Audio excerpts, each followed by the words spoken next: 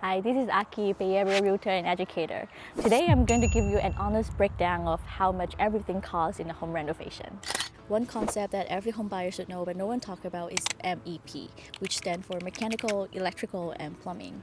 These are the three core systems that keep the home functional and comfortable. Mechanical refers to your heating and cooling systems, for example, your furnace and your HVAC.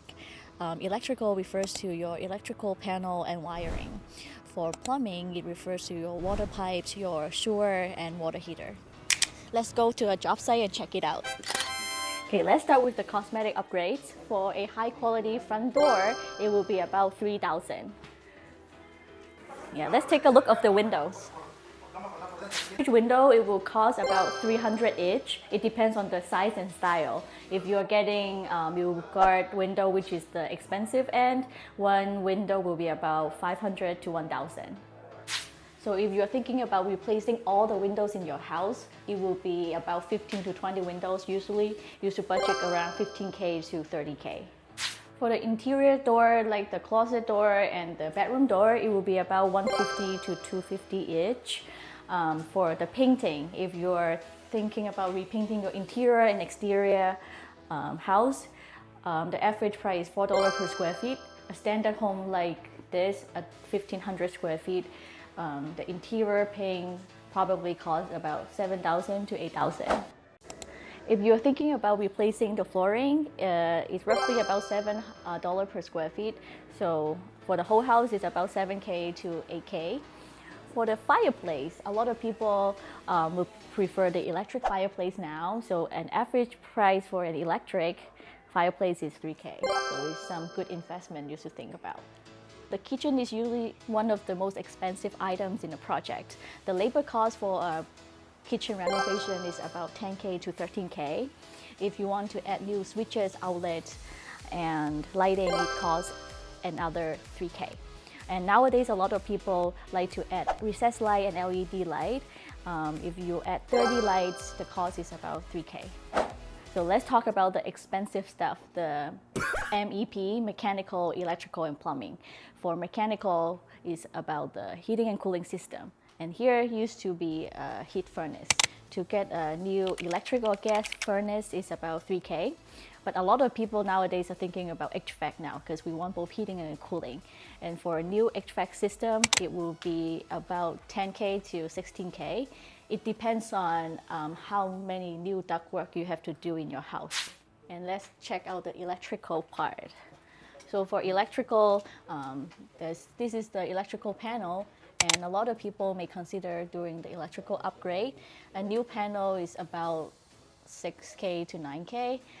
But the money is not an important thing. For electrical upgrade, what concerning is the waiting time, because a lot of people don't know PG&E, which is the major electrical service provider, is involved. They are the one who handle the project.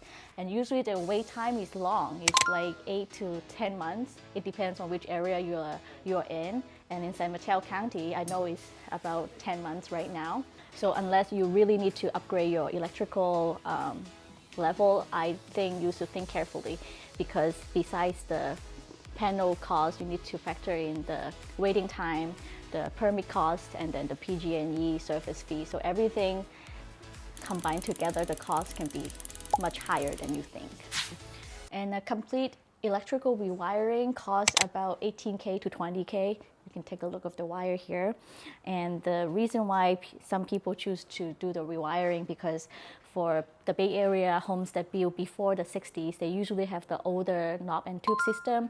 And for wire built during that time, they don't have the ground wire, and it may cause fire hazard or fire risk.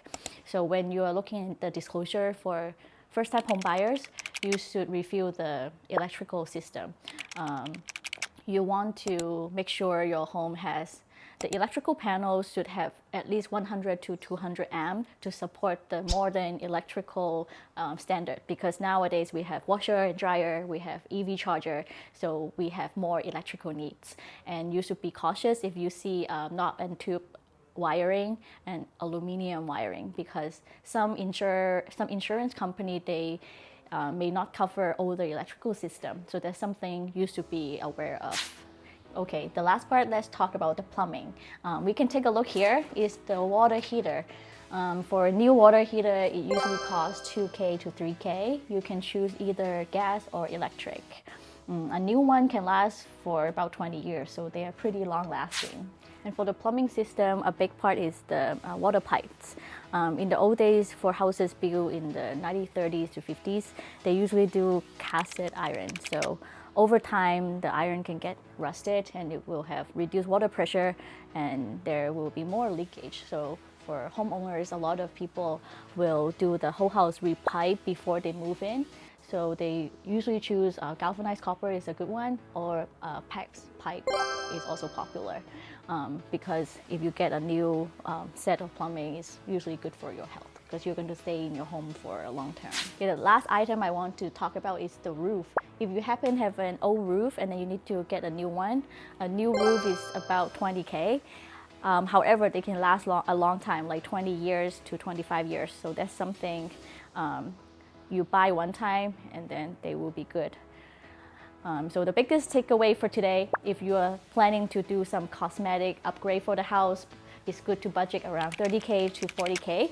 If you're thinking about a whole house renovation, about 100K to 200K is a good estimate.